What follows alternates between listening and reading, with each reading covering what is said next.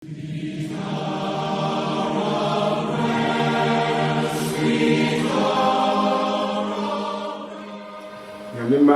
emamu nyina yonkodo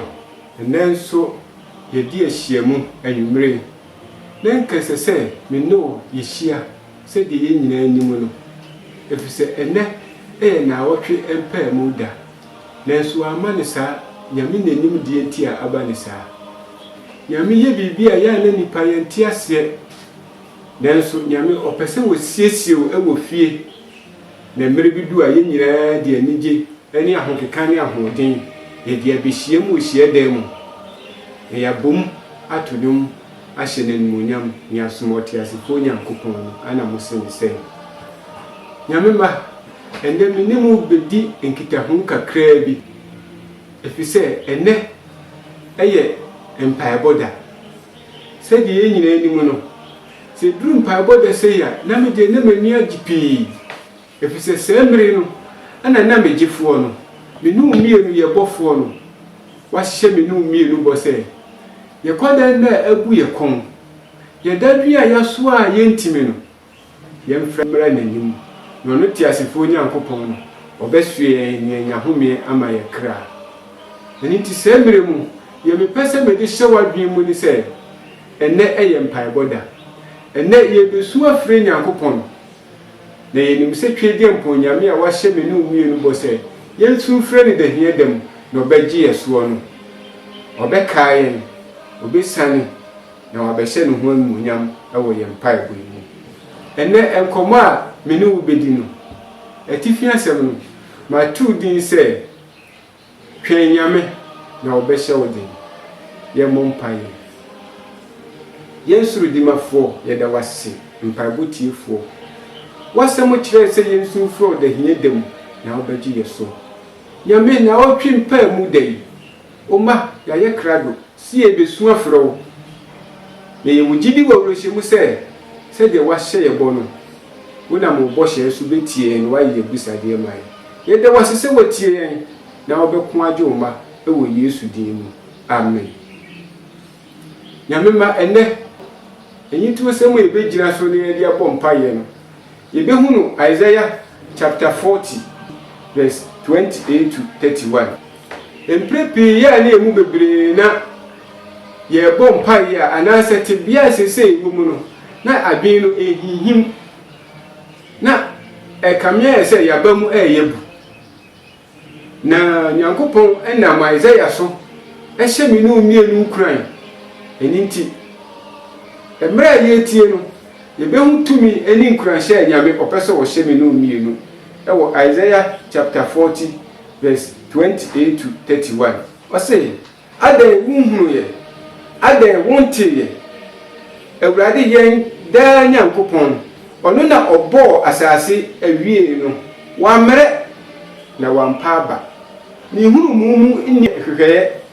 ono na omade wabre tumi na omade oni humie ahumie dooso mabunu po bre na wopaba na mrantie hwehwe ase ahatam bia 31 no ehye mi nkunan na mepese ehye wonsu nkunan osi na won a wotwen Awurade no benya ahoden foforo wode intaban be foro se akware obetu mirika na womre obenante na ompaba kanu wa ha nyamema nyame busa minu mienu se emra yare huhuhu yaba na ye hyefie na ye tete na ye susu se ye nyame no wapaye anase ye susu se ye ni boafo bia wo baabia no obusa minu mienu se ada huhu ye anya bia wa hu de wo ye ma tete di kanfo no anase wonte ye se wo map kokko mu paaye na Mose ni dom Israel fo fa mu na Farao ni dom ye den egu kokko no mu nyamema nyame kasa kyerɛ se de wo ye ma Mose no se titi nyame no wada so yo nyame eni nti wokun no se de tie bia nyame obekonkon ama de hia ni se gidie ye de beko nyame anim na de wosi ehu ni se nyame won fe nhira emu bone so na emom wɔde gu papa so emre so se me ne omienu ye tie akoma mu na se ye tie akoma mu na ye sufre twa bi amponasafo awurade a ono anyame no obegye yen na obesiesie yen wa ye busade amaye sebiri mu se de me di kankan ene ye mpaeboda de nyame ase wakwanya nyame de ama wo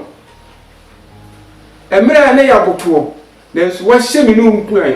ese nyame no oda so tie ase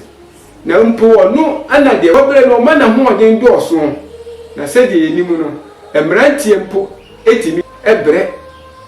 amabu etimi hwehwe ase na no nyam kenya me se wonna wo twen awurade no awurade se wonna wo twen ani asafo awurade no obema wo ya ho oden foforo se okore obetu mirika na wo mre na obenanti na ompaga de nyame ase se nyame ama wo sa akwanyan na wo da so tinko emre wo de nyame ase no sreboni fache efise emre Kristo eni na suafo ne nam no asuafo no ko ne nchen ko busa se ewurade kire ye mpaebo ma Kristo kire wa se mo bo mpaye a mon kase agya wo soro wo din ho ntew wa hini mra de openye wasase so se ne ye wo soro na fayen akafiri ye se de edi firi won ye de aka nyamema ye wo se hu se Kristo de wadi kan de yaka afiri ye dida ne mu makame no mienu se yenso ye libe free afoforo a wenso ede yaka so enhyehyebe na wo ye na wo de afoforo a wayafom wo eboni afiri won wasi ehu sesi ya mfafoforo mfum so anche wanya nyame onfa ye de anche yen eni ti se nyame de ye de ache ye de ani twase me no mienu ye de ye mfum so echiche ye ho minua se me fum wa fache me wate sanso na se wunua fum wa fache no efise ewiase bibi papa bie ni wiase mu eni ti bompa ye sre boni fache si ya bompa ye sre boni fache wia na wase ye sre hunhun kronkron se boni wiase mu na ewoi esumu wiase mu na ewoi obronsam na ni abre opedi obenya na amene no eni ti ye sre hunhun kronkron se o meye kwankyerefo na won kyere ye kwan wo boni wiase mu na si ehu se sumu ba etime adwane afiri sumu mu ma ya kohan no se ya sre hunhun kronkron me na die nim kan dia ena netu o my God na hye nyame nsa nefa o mampani ni na boafo hye nyame nsa se emre ni mmiri biara a wen betena se wen dwen o man hu no onu anyame no omra mu bi se de be ya ne ma wen betimi adwen pa